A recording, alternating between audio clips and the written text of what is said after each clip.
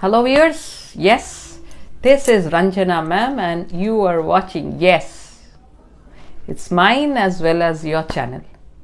And now you all must be busy preparing for the second sem. So here I am to help you to prepare better. So yes, Merchant of Venice comes first. Why? Because it is the most difficult, I always say. And in Merchant of Venice, in your second sem, I don't need to tell, all of you know it very well that you have your Act 4 and Act 5. There is not much pressure. Act 4 there are 2 scenes, but the second scene is very short, very brief, not much to study. And Act 5 also has only 1 scene. In that case, you have to study only 2 scenes. Of course, Act 4 scene 1 is the lengthiest scene. And it is this scene where Merchant of Venice reaches its climax.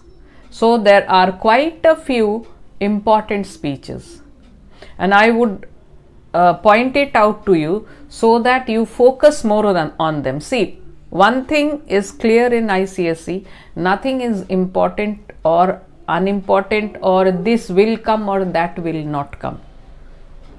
Anything can come, but at the same time there are some places which you need to focus more. Why? Because you might be given an extract which is not very significant, but you will be asked what happened before this, what happened after this. So in that way they might ask you those places which are important from the drama point of view.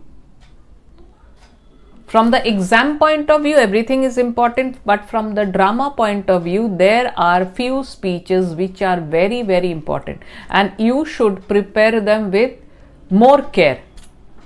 So what are we waiting for? Let's start. Yes, but, you know what?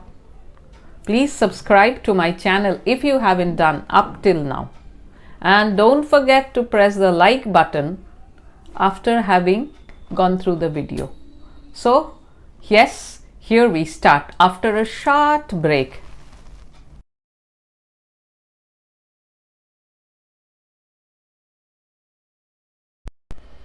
Yes, welcome back students. So in Act 4 scene 1, what happens? This is the court scene or the trial scene. Here we find the Duke and Antonio and Bassanio, Graciano, Salerio, that means Antonio and his friends, and the Duke also comes, and quite a few famous noblemen of Venice, they also are present.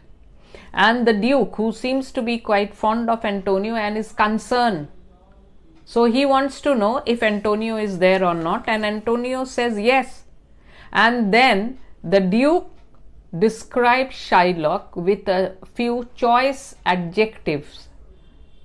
So they are 1, 2, 3, most probably 3 in number. So that speech is important. It's a very short one, but you will go through it well, because you might be given a 2 marks question as to what does the Duke call Shylock, or how does he describe Shylock. So this one, I am sorry for thee. Thou art come to answer a stony adversary, an inhuman wretch, incapable of pity, void and empty from any dram of mercy. So you might be getting a question, how does the Duke describe Shylock to Antonio? So which are the points? Stony adversary, that means a hard-hearted. Stone is hard.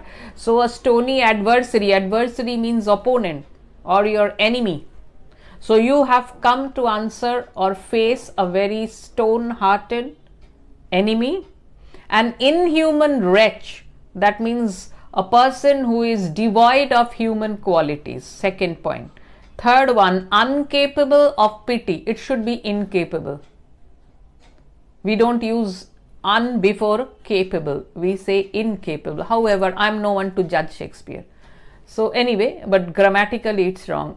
Incapable of pity means pitiless, and void and empty from any dram of mercy. So merciless. So which are the points? Hard-hearted, enemy, inhuman or devoid of human qualities, inhuman person, pitiless, merciless. These are the 4 points, remember.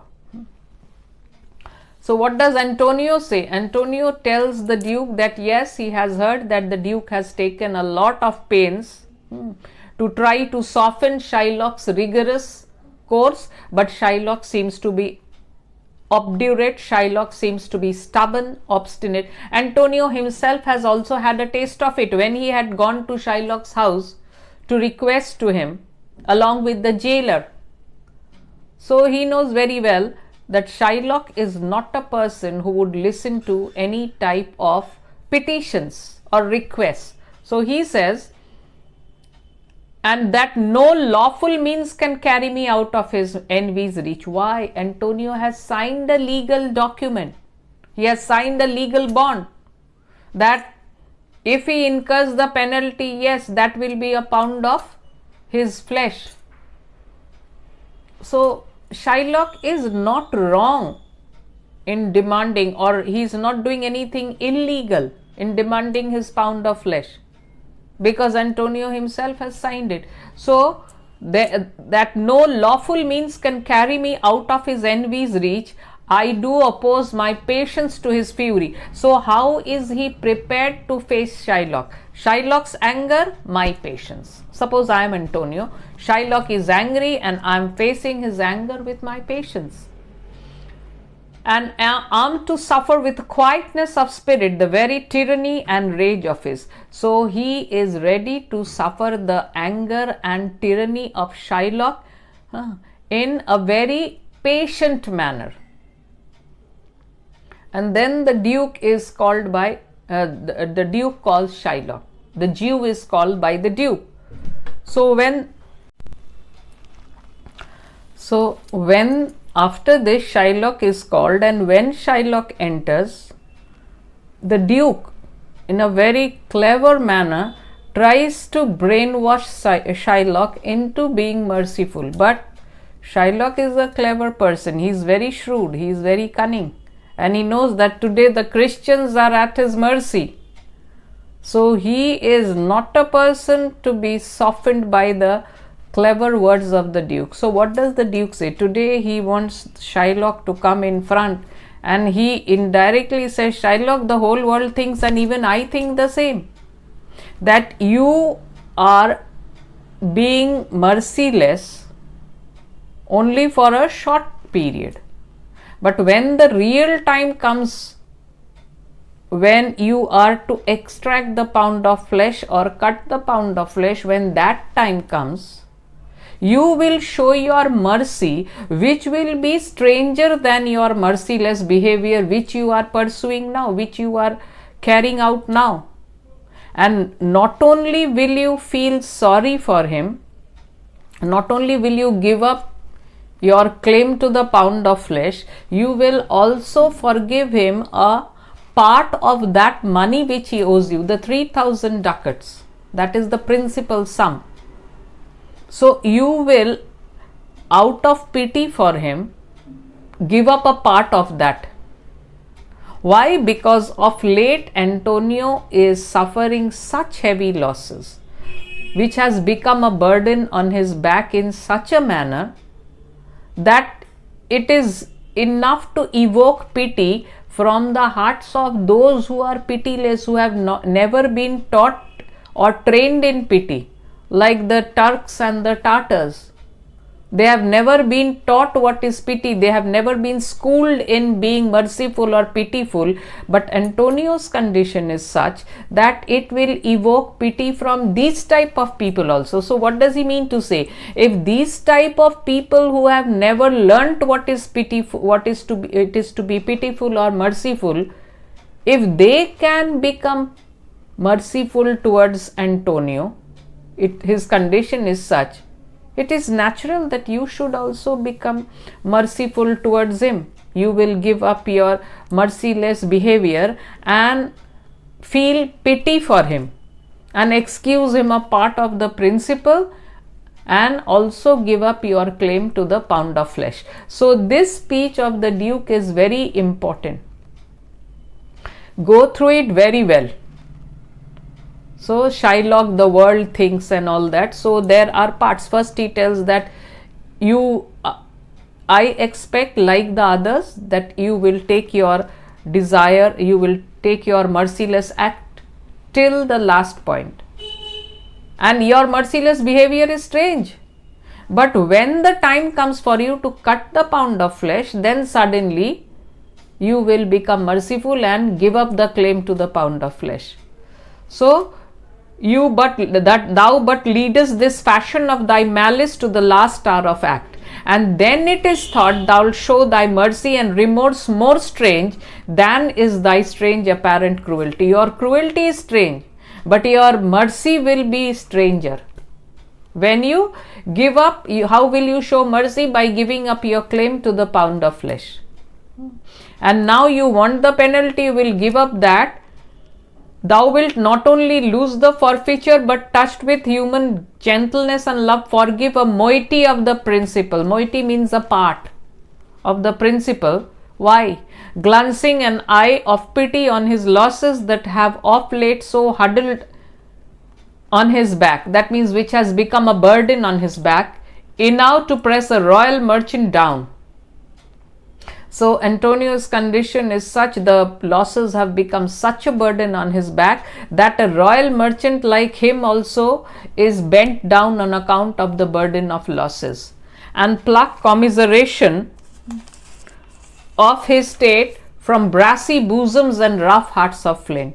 That means those who have hearts like that of stone or flint, whose bosoms are brassy, that means which don't have any softness in them. From stubborn Turks and Tartars, never turn to offices of courtesy.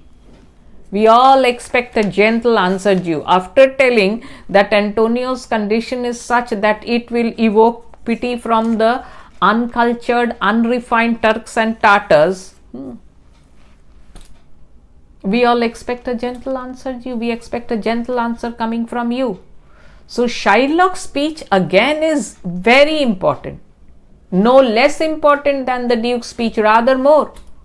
So what does he say? That no, I have already informed what is my intention, and by our holy Sabbath, and he gives reasons why he has already sworn by. Sabbath is a Jewish festival, so he has taken an oath there that he will have the due, that means the 3,000 ducats and the forfeit of his bond. He is going to have both of them. If you deny it, and then he is giving a threat that let the danger of your state be in danger if you refuse to give me my due and forfeiture. And then he is telling, you might be wondering why I choose a weight of carrion flesh. Why am I going for this dead flesh instead of accepting the money? So I am not going to tell you. I am just going to say that it is my inclination, it is my wish. And then he gives several instances. Some people may not like a cat. Some people may not like an open mouthed pig when it is served in the plate in your dinner table. And some people, when they hear the sound of the bagpipe, they might not be able to control themselves. But they can't give you a solid reason why they don't like this. In the same way, I cannot give you a reason why. I can only tell I have a certain hatred towards Antonio, and that is why I'm going for this losing suit against him. So what is this losing suit? That yes, here he is not getting anything as penalty but a pound of flesh which is of no use to him. What is the use of a human flesh to another human unless he is a cannibal? So this is a losing suit, an unprofitable suit, and yet he is pursuing it. Why? His hatred for Antonio is so deep rooted. So this speech of Shylock, especially where he says, what if my house be troubled by a rat and I be pleased to give 10,000 ducats to have it bane? Indirectly, what does a rat do? It destroys your house. It destroys your house and furniture and many things. In the same way, Antonio was responsible for spoiling and destroying his business by lending money gratis. So, in order to kill the rat which is damaging the furniture and things of your house, and you give 10,000 ducats to get it killed, in the same way, he is giving 3,000 ducats to get Antonio out of Venice and out of his way. So, this one is equally important. Bassanio gets angry. And so, what does Bassanio say? He is scolding Shylock. So, Shylock is today not a polite person as he used to be earlier. Earlier, he used to behave in a polite manner, but today he knows today is his day. He doesn't need to be polite because he is a minority. So, these speeches, small lines are quite important. Do all men kill the things they do not love? So, Shylock gives a very nice answer soon. Hates any man the thing he would not kill. So, if you really hate something, wouldn't you want to get it killed? Every offense is not a hate at first. So, every first offense, and you don't start hating the person just because he has offended you once. So, Shylock's answer is very clever. What? Wouldst thou have a serpent sting thee twice? Oh, when a serpent stings you once, do you say, oh, it is his first offense, let him go? Do you say that? No. Would you allow a snake to come and sting you twice? Let him sting me for the second time and then only I will kill him. Do you do that? No, you don't do that. And Antonio's speech is again very important because through this, the cruelty and of Shylock and trying to soften his hard heart, how difficult it is, how impossible it is, that is being highlighted. So what does Antonio say? That it's useless talking to him if you go and stand at the beach of the sea and tell the tide not to rise very high. Suppose it is rising at a particular height and you go and order the tide don't rise so high. Will the tide listen? No. It is an impossible task, yet that may be possible. You may go and ask the wolf, why did you kill the lamb and make the mother cry for the loss of its child? The lamb might feel the wolf might feel sorry. You might try to go and tell the pine trees not to make a noise, mountain pine trees not to make a noise when the wind blows through them. That is also an impossible task and the pine trees might listen. But you might try anything which is most impossible and that might become possible, but trying to soften Shylock's hard heart, cruel heart, is most impossible thing which cannot be made possible. All these things which he has mentioned, they are impossible and yet they can also be possible, but trying to soften his Jewish heart is more impossible than these tasks. So he is waiting for the Jew to be given his judgment, him to be given judgment, and the Jew, let him have his will, let him be given what he wishes for. So now Bassanio as if starts bargaining. He is offering him money and Shylock is in no mood to accept the money. So he says, if every ducat in 6,000 ducats were in 6 parts and every part a ducat, I would not draw them, I would have my bond. So Bassanio, when he offers double the money, for 3,000 I give you 6. So he says, of this 6,000 which you are offering me, if every ducat was in 6 parts, that means 1 equal to 6. That means 6 into 6, 36,000 if you offer me, then also I wouldn't have accepted it. So now the Duke poses a very strange question. How can you expect for mercy when you don't show mercy to anyone? So he says, okay, why should I be asking for mercy? I haven't done anything wrong.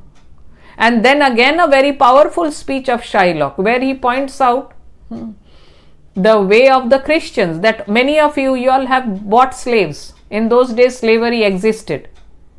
It was later that Abraham Lincoln he abolished slavery in America, but slavery was quite predominant in the Middle Ages. So a man, he was bonded for life. they were bought and treated like animals. He had no right to family, no right to property. So you buy slaves, you treat them like your domestic animals. So if I tell you that free your slaves, why don't you give them the same food which you eat? Why don't you give them the soft bed, in the type of soft bed in which you sleep? Why don't you get them married to your sons or daughters?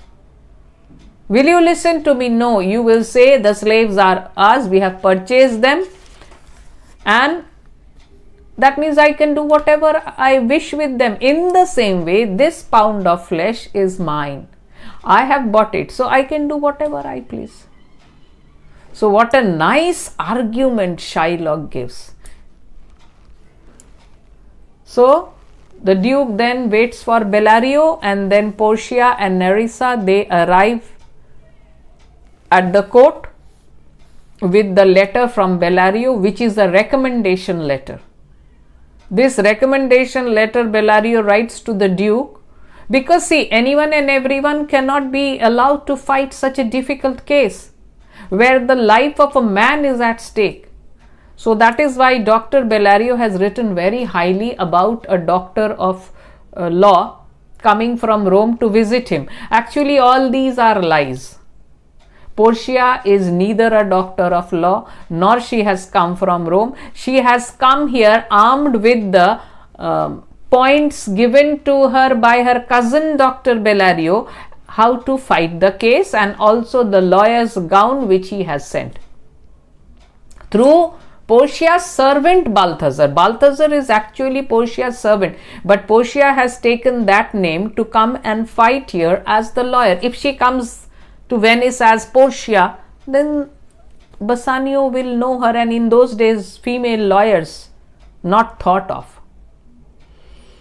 So the recommendation letter which is written to the Duke is really admirable. But in the meantime, while the Duke reads the letter, there are some important small speeches, one specially of Gratiano. So what happens in the meantime, while the Duke is reading the letter, Shylock has already brought out his knife to cut the pound of flesh and start sharpening it, much to the irritation of Antonio's friends. So Bassanio is angry and telling, why are you sharpening your knife? So he says to cut the pound of flesh from that bankrupt there. So Gratiano is telling, you are not sharpening it on the sole of your shoe, rather you are sharpening it on your human soul. And your desire for revenge is so sharp that a hangman's axe cannot be that sharp. So, and then he asks, can no prayers pierce thee? So he says, no, none that you are intelligent enough to make. So all these are to make Gratiano, Bassanio all the more angry. And then comes a very important speech of Gratiano, very important. Oh, be thou damned inexorable dog, and for thy life let justice be accused. Thou almost make me waver in my faith to hold opinion with Pythagoras, that souls of human animals infuse themselves into the trunks of men. Thy currish spirit governed a wolf, who hanged for human slaughter, even from the gallows did his fell soul fleet. And whilst thy lay in thy unhallowed dam infused itself in thee, for thy desires are wolfish, bloody, starved, and ravenous. So this is a very powerful speech. He lashes out at Shylock with the most abusive words. So he says that, may you be damned, may you go to hell, you stubborn, obdurate dog, dog. And for allowing you to live, may justice be blamed. And then he says that you almost make me my faith in humanity and Christianity become doubtful, be shaken. Why? Christians don't believe in rebirth. They don't believe in rebirth or reincarnation. But he says, so he once did not believe in what Pythagoras had said. You all are all familiar with Pythagoras and his theorems. But this is Pythagoras' theory of transmigration of souls, in which, according to Pythagoras, souls of animals, many times when the animal is dying, that soul leaves the animal body and gets into the body of human beings who are about to be born.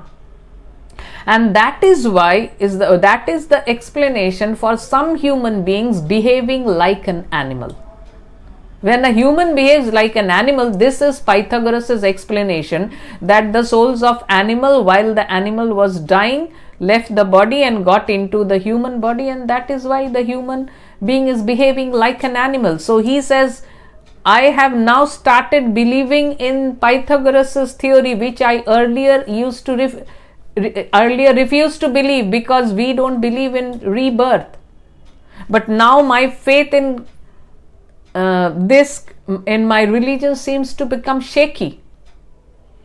And then he says that your body, your soul was actually in the body of a wolf which was being hanged for killing human beings. And even as that wolf was being hanged, that soul left the body of the wolf and entered your body while you were lying in your mother's womb. Means you were not even born, you were in your mother's womb.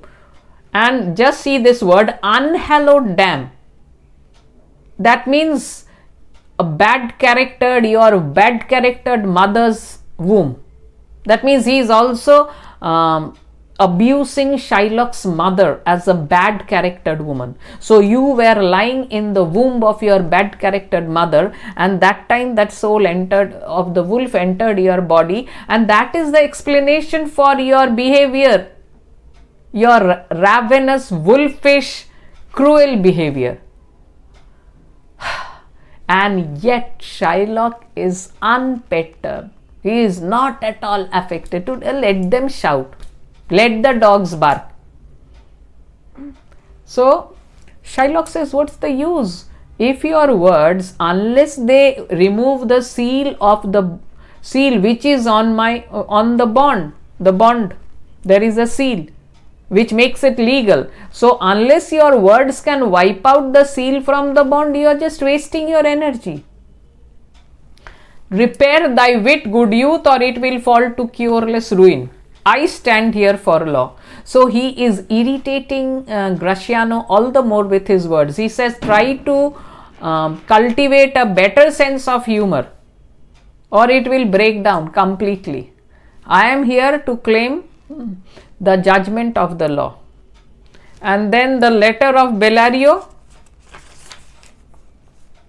is read in the court while they go and bring Portia in as the lawyer from Rome. So it is a very, a very nice recommendation that Dr. Bellario has given. So naturally the Duke will very happily welcome Portia to this court to fight Antonio's case. So what does he say? That when I received your letter, I was very sick, but at that time came to visit me a young doctor from Rome, and together we turned books. That means we consulted books together related to this case, and I am sending him on behalf of me. He is furnished along with my opinion. He is furnished with his own knowledge. And then Bellario writes that just because he is young, don't underestimate him, because just allow him to fight the case and he will prove himself. And then Portia comes as the lawyer, and Duke welcomes Portia, and Portia immediately takes charge, and she asks, who is Shylock and who is Antonio?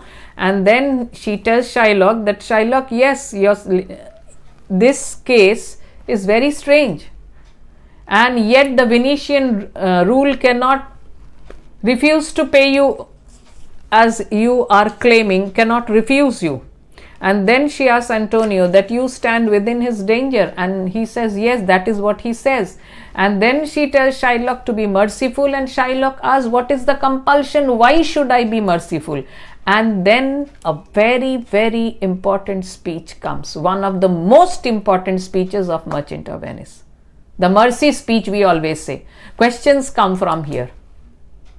So what does she say? The quality of mercy is not strained. It droppeth as the gentle rain from heaven. Yes, in your specimen, board specimen also you have got. So it is always expected that this speech, there is 90% chances of this speech is coming. It might come, it may not come. We are not the paper setters, but always this speech should be prepared the most.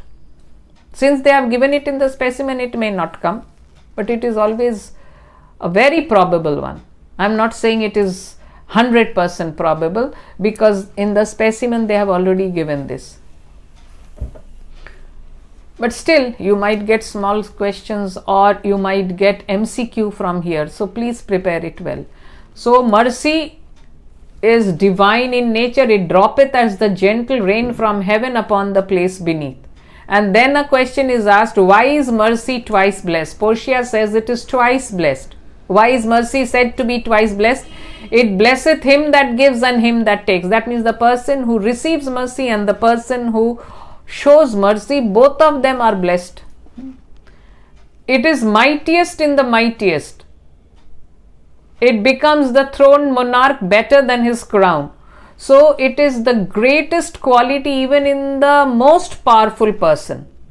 And this quality is more noble and makes a king look better much more than his crown. King wears a crown on his head and it makes him look quite royal, very royal. But mercy, if he has mercy, it makes him look more royal, more noble also.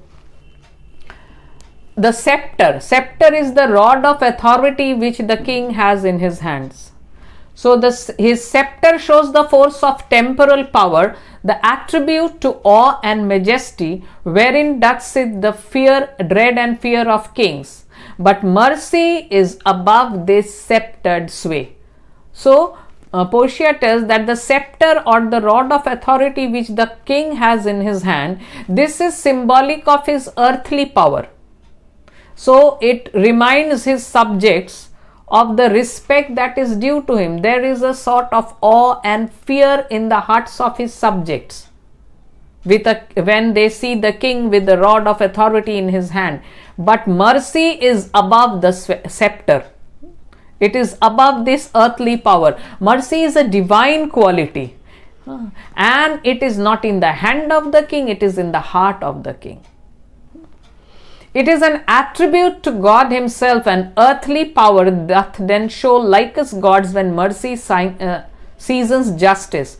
So it is as if a tribute to God, and the power of king or the rule of the king seems to be very divine when his judgment is mingled with mercy. When he administers justice to his subjects in a merciful manner, his rule seems to be like God's rule in heaven. And then she tries to reason with Shylock that therefore, Jew, though justice be thy plea, consider this, that in the course of justice none of us should see salvation. We do pray for mercy, and the same prayer doth teach us all to render the deeds of mercy.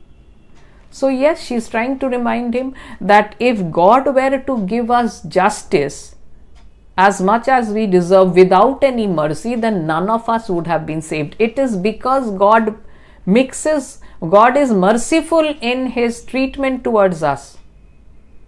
And we all expect God to be merciful. In the same way, we should also show mercy towards others.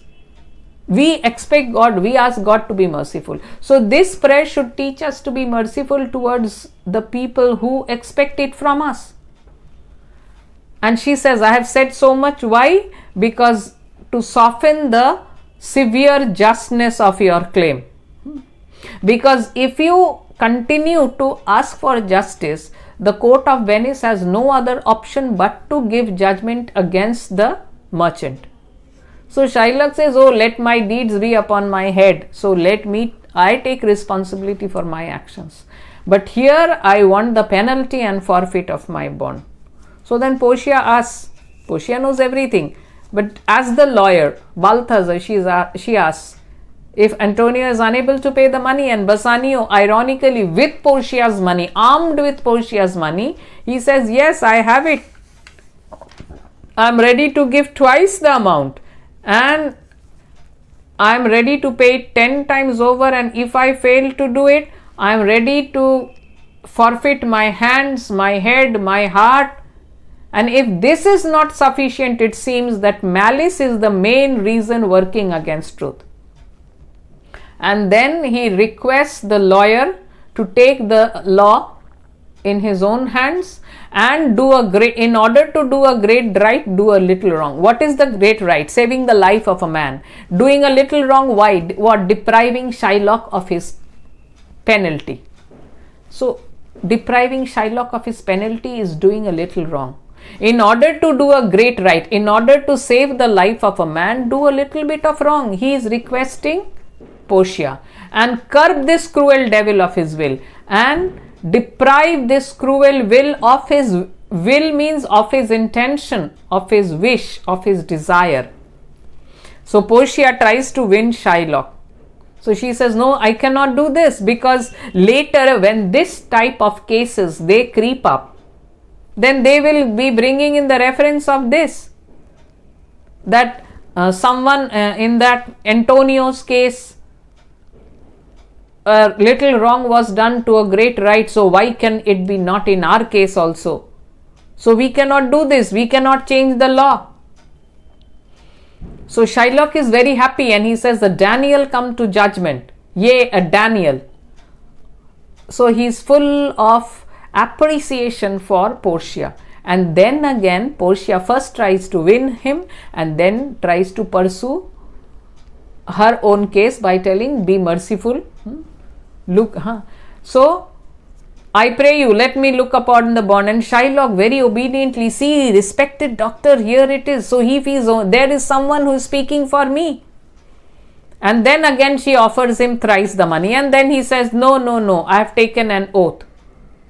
So then again Portia says, yes, the Jew may claim his pound of flesh. And then again she says, be merciful, take thrice the money and let me tear the bond. So then Shylock says, when it is paid according to the tenor.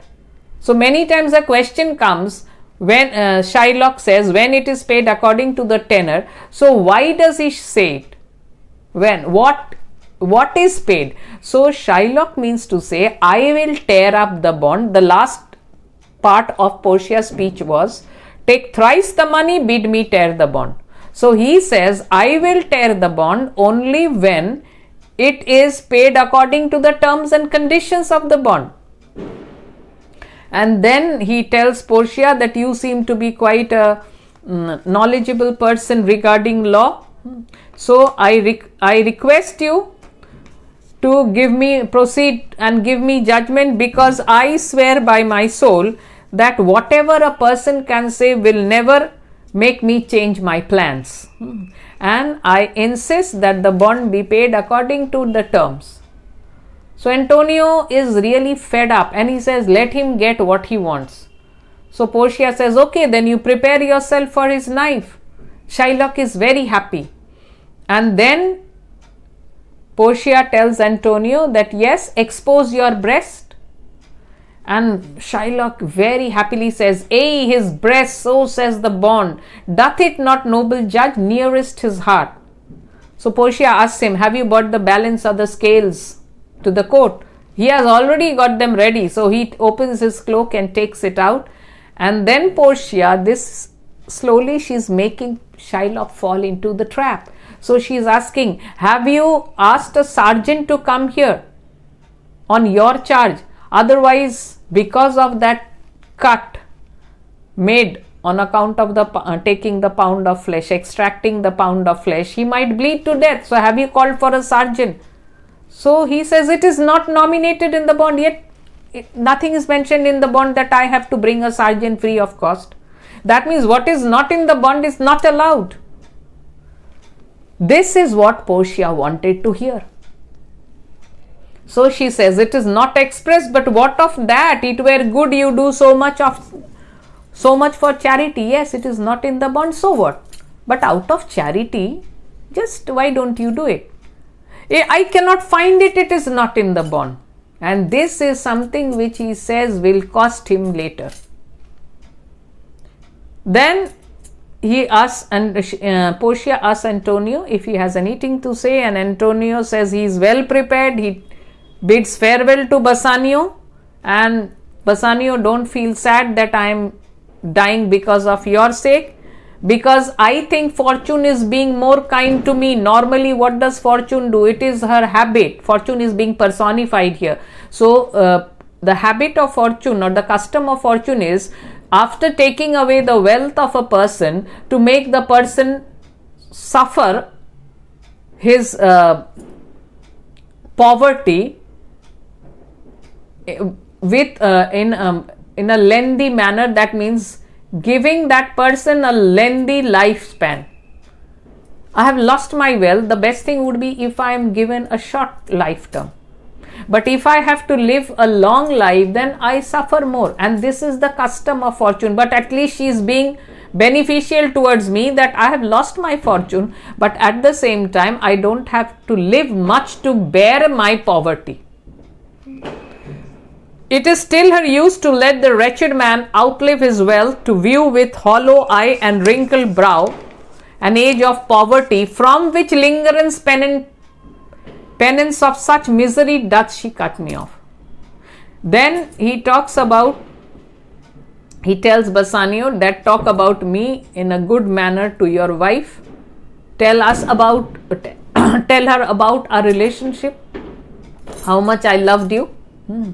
And then let her be the judge whether Bassanio, before she entered his life, whether Bassanio did not have anyone who loved him.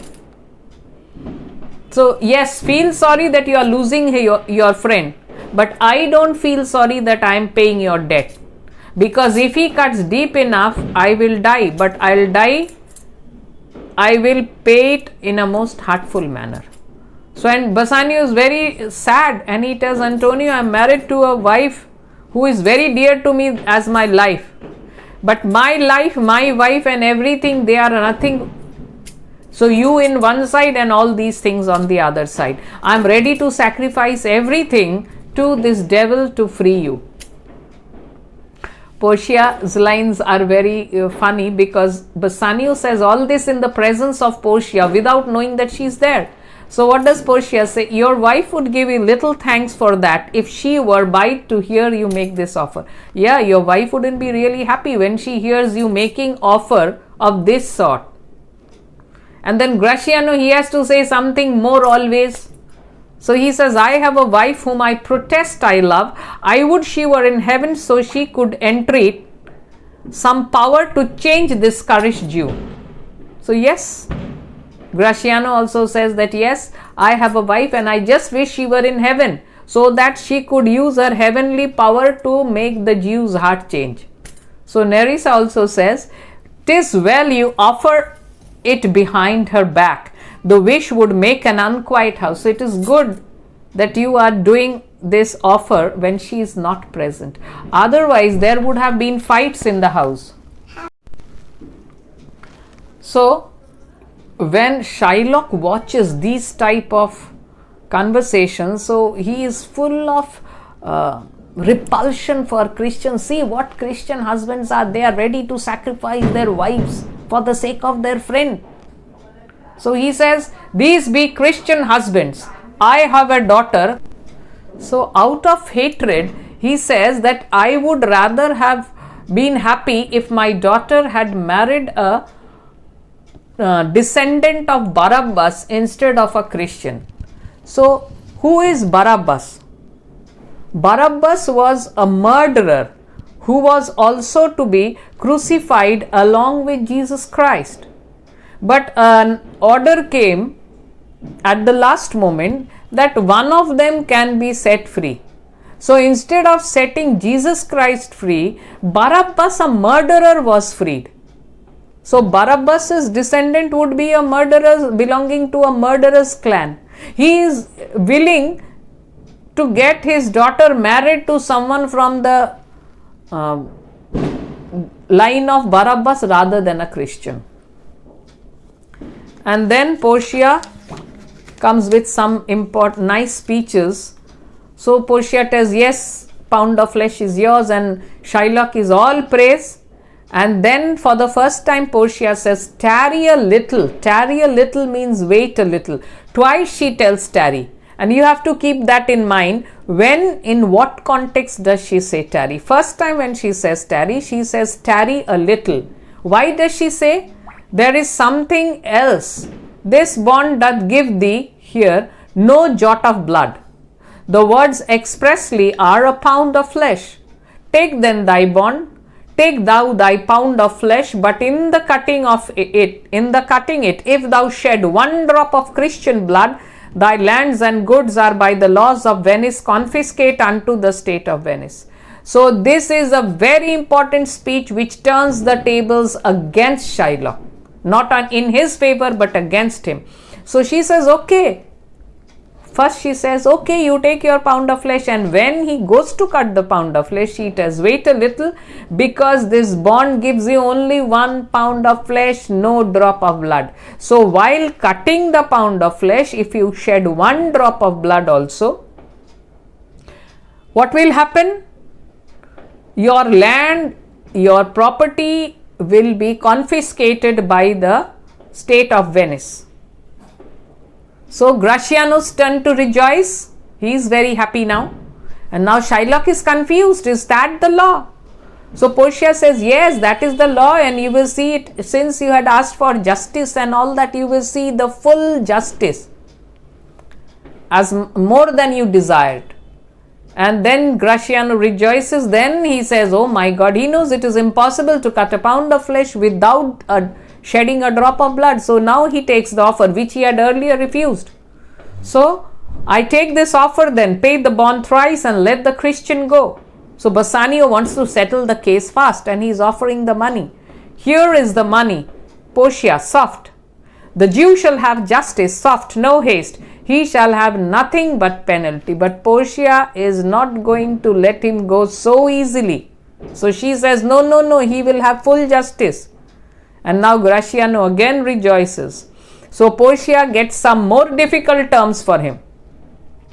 Therefore prepare thee to cut off the flesh, shed thou no blood, nor cut thou less nor more, but just a pound of flesh. No, not only that, you will not cut even a little more or a little less. Only exactly 1 pound of flesh. That is very difficult. Even a butcher wouldn't be able to do that. So if thou cuttest more or less than just a pound, be it so much as it makes it light or heavy in the substance, or the division of the 20th part of 1 poor scruple, nay, if the scale do turn but in the estimation of a hair, thou diest, and all thy goods are confiscated. So if you cut even if it differs by a hair's breadth from the exact 1 pound of flesh, what will happen? You will be executed and all your property will be confiscated. What a difficult case. What a difficult term. Now it is Gratiano's turn to rejoice and call Portia a second Daniel. And now the Jew, he doesn't know what to do. So he says, then give me my principal of 3,000 ducats and let me go. And again Bassanio offers, and she says, no, you have refused the money in open court, so you will either take this or you won't get anything. So then he says, let him go to devil, I am going. And she stops him again. And what does she say? This time she says, tarry Jew, wait Jew. And then she reads what is written in the law book of Venice. So she reads from a book. It is enacted in the laws of Venice, if it be proved against an alien doesn't mean those alien like Jadoo and all that, it means a foreigner, that by direct or indirect attempts he seek the life of any citizen, the party against the which he doth contrive shall seize 1/2 of his goods, the other half comes to the privy coffer of the state, and the offender's life lies in the mercy of the Duke only against all other voices. So he has incurred this punishment. Why? Because directly and indirectly he has conspired against the life of Antonio. So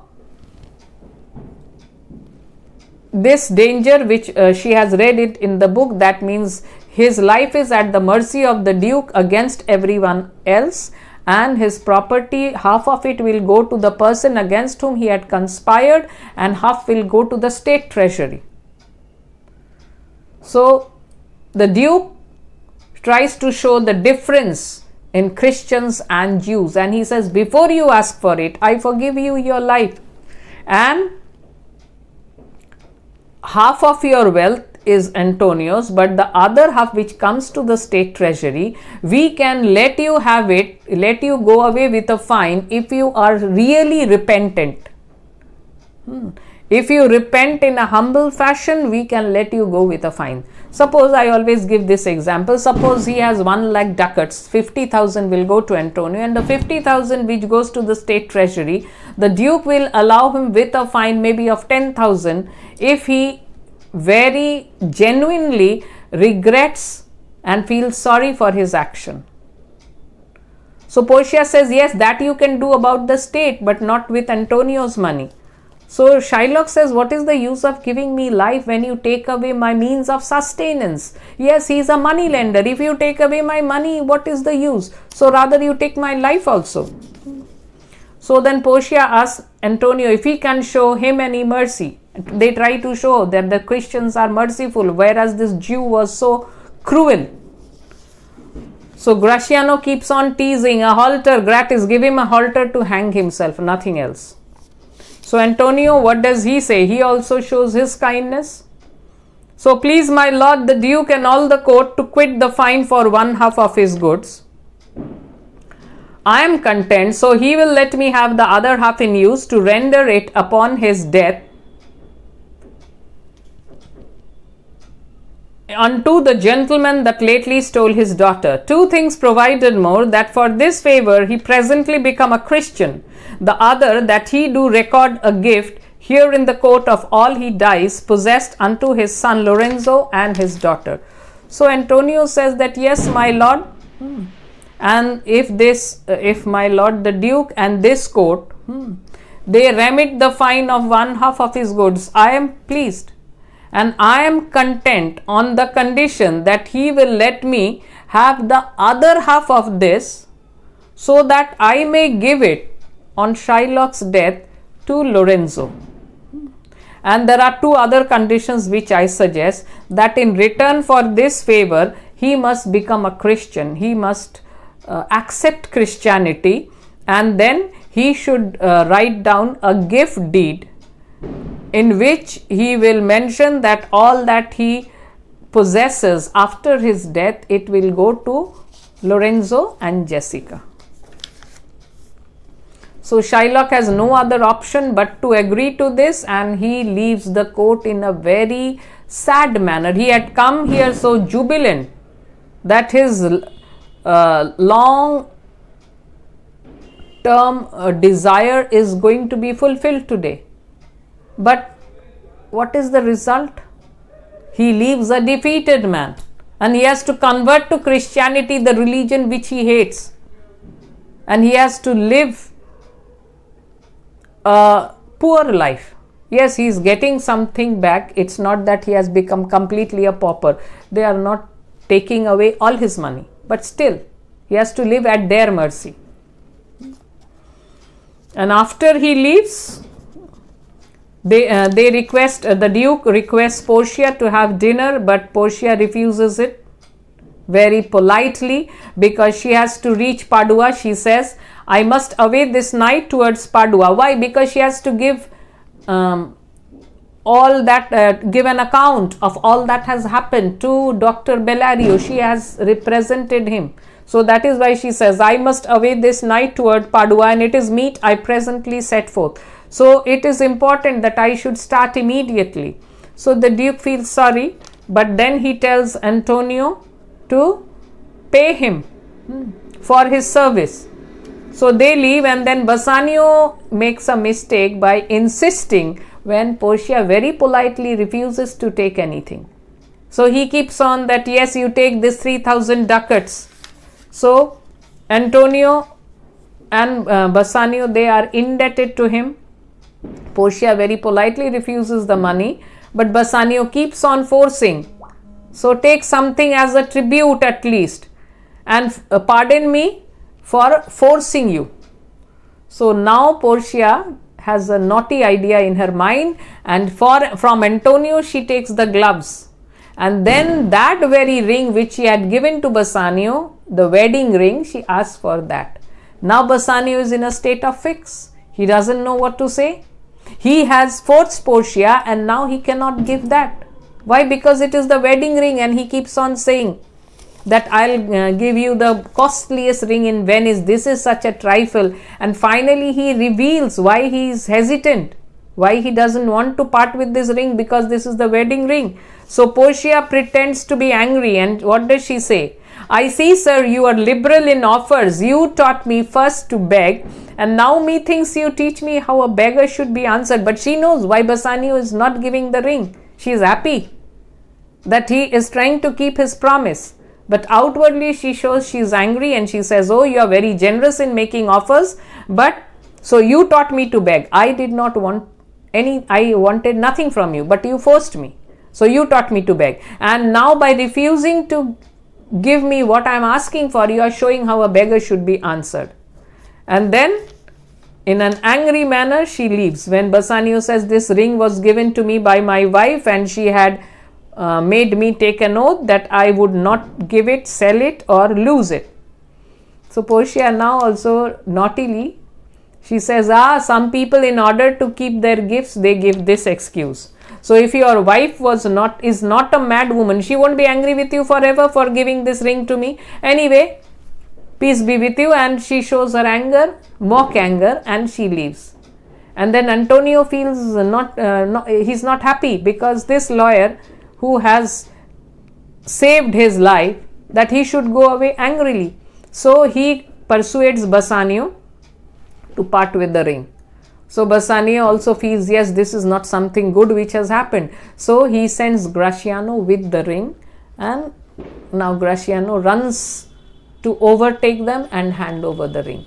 So this is where the most important scene comes to an end. So you should get one question from here, that is obvious. You might get one from Act 5.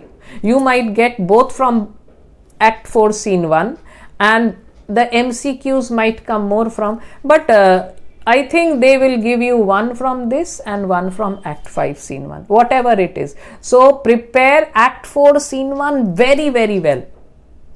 And don't think that, yes, we'll attempt the one which is coming from Act 4 Scene 1, so no need to study Act 5 Scene 1. Don't do that, because your MCQs are also important. Study both. When you study both, you know one question will come from here and one from there. If they give two questions also from the same act, then I think Act 4 Scene 1. But not Act 5 Scene 1. So study both the scenes so that you have a better option. If you study only one act and the questions from here are difficult, then you will be in trouble. So the best thing is prepare both the scenes. Okay? Because you have to answer one from prose, one from poem, and one from Merchant of Venice. But don't go into eliminating and trying, because your syllabus is already very short.